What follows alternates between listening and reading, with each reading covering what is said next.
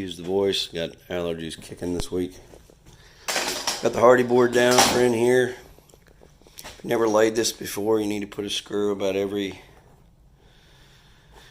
6 inches, give or take a little around the edges. You can go overboard on it, but just because it's going to take you longer. But I've installed a ton of this. As long as you do it in about the pattern I've got there, you're fine. So about every 6 to 8 inches apart on the whole thing. You end up using a ton of screws, but you do not want this floor moving at all. Once you put this concrete board down, it needs to be stationary. If you walk into a tile on a subfloor that's cracked, they more than likely didn't use this or they didn't put enough screws in it. Could be foundation issues as well, but lots and lots of screws. So this is dry. That's the first base layer. This is the part that sucks royally. You're putting about I don't even know what mil this is. Yay thick. That has to go in this entire area. Basically what you do is you lay it down and wrap it up to about here, so about 6-8 inches up all the way around. The problem is it's real thick, so you got to kind of kink your corners and fold it over. I bought 1-inch roofing nails, which is what I always use. You just put it in here, get it as tight as you can, and nail it up. You don't want any nails towards the bottom. If you're not going to nail, you really don't want any nails any lower than this 2x4. So you're going to nail the rubber up here. The difficult part is the curb. So the rubber has to come up, over, and down around the curb. Excuse me, which is a pain in the butt. You just got to kind of work with it and do the best you can. Fold it over, nail it, wrap it. So I'm going to attempt to do that. I'll come back when I get to doing this piece. I don't really know any real tricks to getting this in. It's just a pain in the butt. Somebody's got an idea, let me know. But you just got to wrap it. Basically, you're wrapping the entire area, going up the wall. Like I said, 6 to 8 inches all the way around. Don't put any nails below that 6 to 8 inch mark. So I'm going to go ahead and get it going. I'm going to do this first. Get my curb wrapped. I'll show you how to do that. Get the drain ready. And then I will come back. Then I'll lay the mortar on top of the rubber. And then we will lay this flooring in here. This is just laying standard tile. There's not anything real big to that. You will notice those are huge grout lines, like 3/4 to an inch grout lines. That's pretty rare for tile. But alright, so you can see I've got it started. I usually start in the corner. Back corners aren't that bad. You can just fold them up the way I did this one. Fold it up on the inside, nail it up. It doesn't have to be super tight, but you need to get it as tight as possible. Get nails up that high. This is where the problem's at. This corner right here is a nightmare. You don't want any holes on the inside because this is where the pan needs to be sealed perfectly. What I usually do is on the outside edge, I'll go ahead and cut this down and wrap it. And then they make a glue you can use to seal this up. I've never had an issue with these leaking. I don't put any holes on the inside of the pan.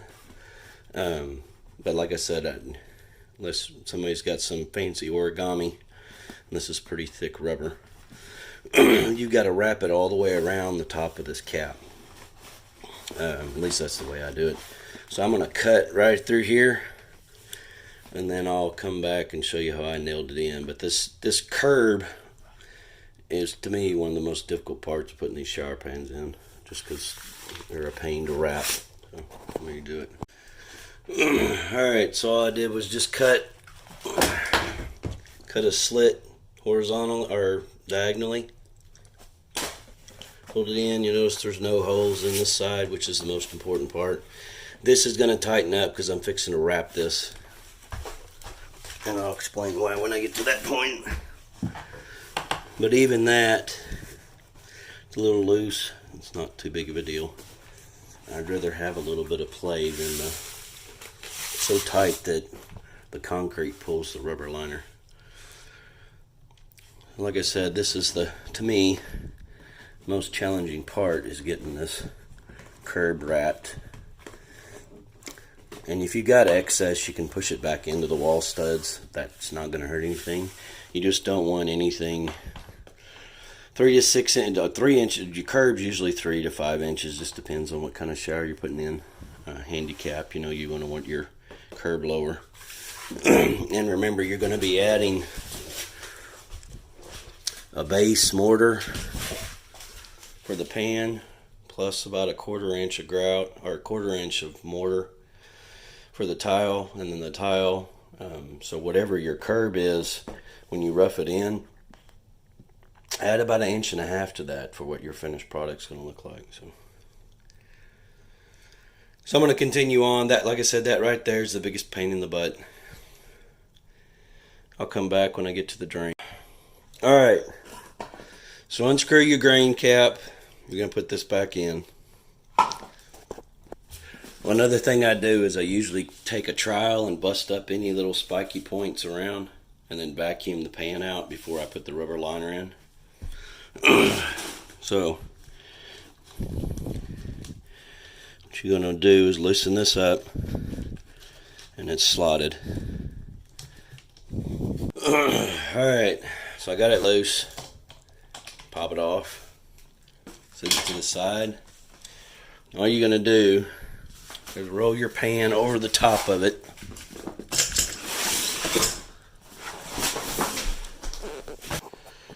Alright, so we left the bolts heads up. I've got the pan good and tight. I'll do that later. So just find your bolt heads. See, I got one right there. Make you a little X on top of the bolt head.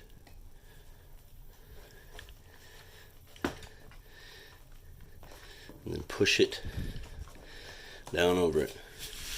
Do the exact same with all 4, and then I'll show you what to do next. Alright, so what you have should look like that. I did screw up and cut a little more, but I will put some glue on that. So now the next one is just take your razor knife and cut around the edge. That way you can screw your cap back in. So all we do from here, take your cap, once you cut the hole out, slide this on, snap it in, and screw it down tight. So let's let me show you. Should look something like that. Ain't gotta be pretty. Put your cap on, twist it till it locks, and screw those bolts down. Put that back in, and that's it. Then you'll have your pan in. So let me do that portion, and then I'll come back when I get the tire pan set. Alright, there it is installed, and that's perfectly acceptable. I'm going to bring HardieBacker board all the way down to the base of this new pan. I usually put the bottom layer of Hardie board in before I start installing the final pan. Now I just take a razor knife and cut off your excess on this side of your curb. There are no holes in this other than around that drain. There's no nail holes or anything in the pan itself, which is what you want. At least 6 to 8 inches up the wall. Now what I'm going to do is I've got some hard wire. I'm going to go get a couple 2x4s and bend it. This is the best way I've found to concrete these curbs, because you can try just wrapping concrete around that rubber. It doesn't work very well. It looks like crap. So what I'll do is I'll bend the hard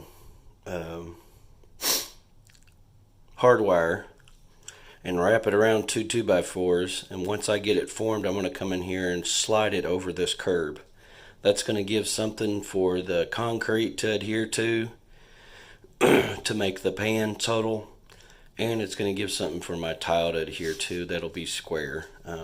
I've done these in the past where I just wrap this real rough with concrete. You can make it work, but it doesn't give you a nice square form.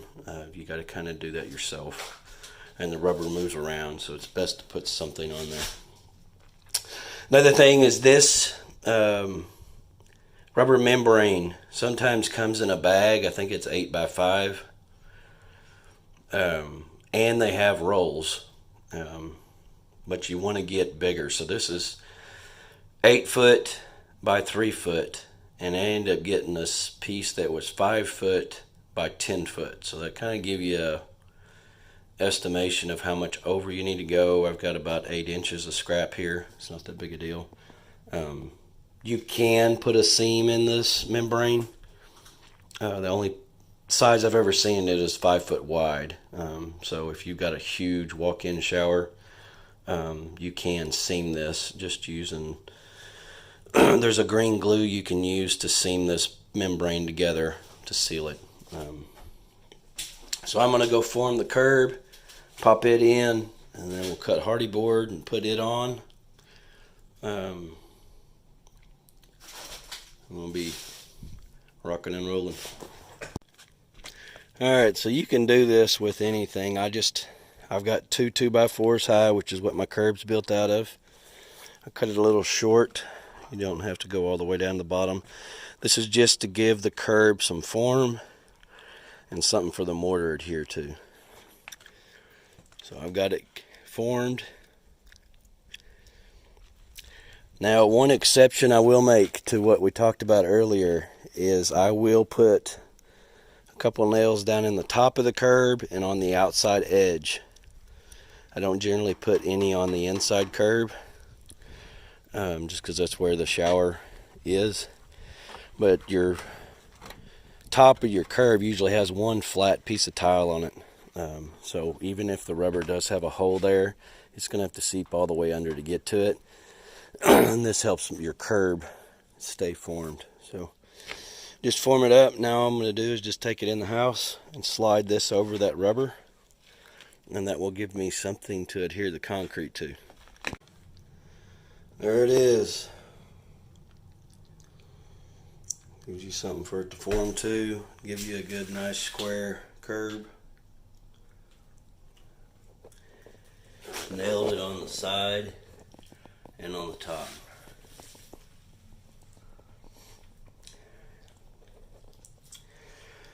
And that's sufficient. It does, it is kind of wrinkled in some spots. Once I start putting some weight of concrete in there, that'll flatten out. The big purpose of this is to basically make like a swimming pool. You want all the water to go to the drain, so everything's got to be sloped to the drain. And this is if your tile cracks or your base bed that's underneath it. This is kind of a fail-safe for the water to get to the drain. I'm going to put some hardy board in, and I'll come back to you. Alright, we're ready for the last layer of the bed. So there are a couple little pointers before you get started. Make sure that you have some kind of extra support right up against the edge of the tile. You're not only going to need it to screw the hardy board in, depending on what kind of shower door you put in, you got to have a stud over here to screw it into. And if it works out that you just so happen to have one at 36, considering studs are on 16 centers, 32 is probably as close as you're going to get, you need to make sure you've got something in there. Most of the time I recommend putting a 2x6 back here. That gives you plenty of surface to screw your hardy board in, screw your drywall in. And if you got a glass guy coming to install a door or a glass pane, or you're installing a door, you've got plenty to screw into. So make sure you've got a stud on both sides. So both of these have studs in them. I am ready to lay the pan. I've got to change out the valve, which is the only reason that is open right now. I didn't find out until yesterday that they wanted a different one. The only thing different I'm going to do before I actually start laying wall tile is they make a sealer that I'm going to put in here. Especially if you've got a customer who likes to clean thoroughly. I always grout these seams with the tile and caulk them. But I've had a customer in the past who insisted on getting it spotty clean, or as clean as possible, and she ended up rubbing all the grout and the caulk out of here, which is what makes it waterproof. So I've been sealing them using the seal, and you can use just the mesh tape for drywall. But I'll show you tomorrow before I start putting wall tile in. I will come around and seal all this up. That way, if they start cleaning or the grout over time and the caulk gets loose, even if it gets back behind there, it'll still seep out without going into the wall. So that can be another pain in the butt. Another thing I'm going to do is tape off this floor, because when you mud this, you're going to lay the mud inside, and then you're going to wrap the mud around the curb all the way. Just a small layer, because you're going to put mortar and all that on there, but you need a base of mud on the curb as well. I'm going to tape the floor off because it does make a mess. So those are the few pointers I can think of. One other thing, I've got a little bucket of rocks I bought years ago for these showers, and I haven't even been through the whole bucket yet. But you need pea gravel right around here.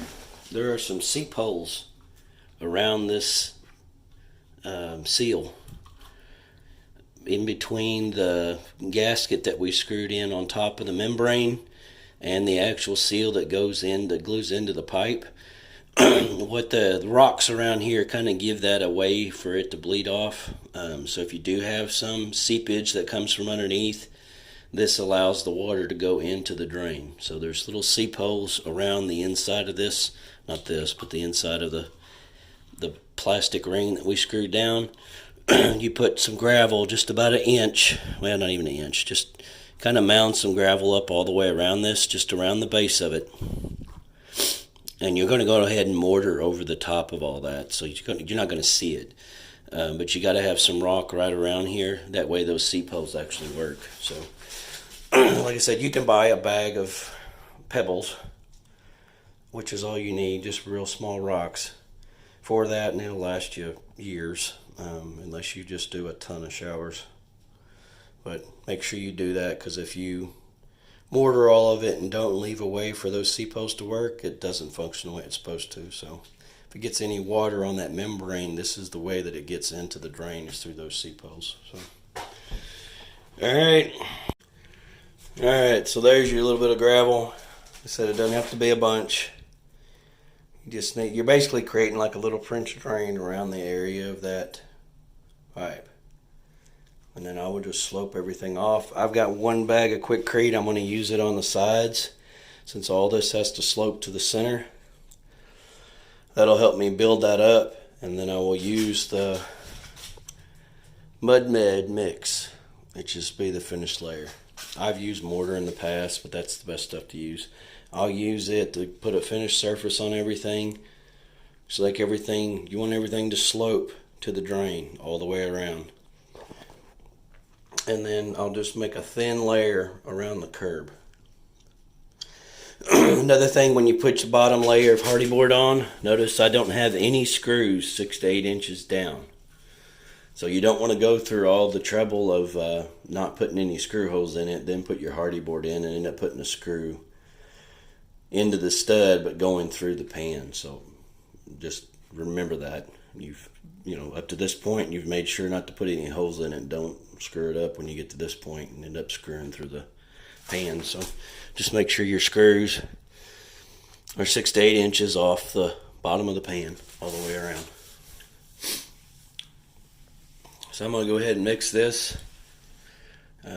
This is basically it. I mean, from here it's just finished concrete work. You're just sloping everything to the center of the drain all the way around. Put you a thin layer of mud around the curb, and then you're set. And then you just got to let it set up.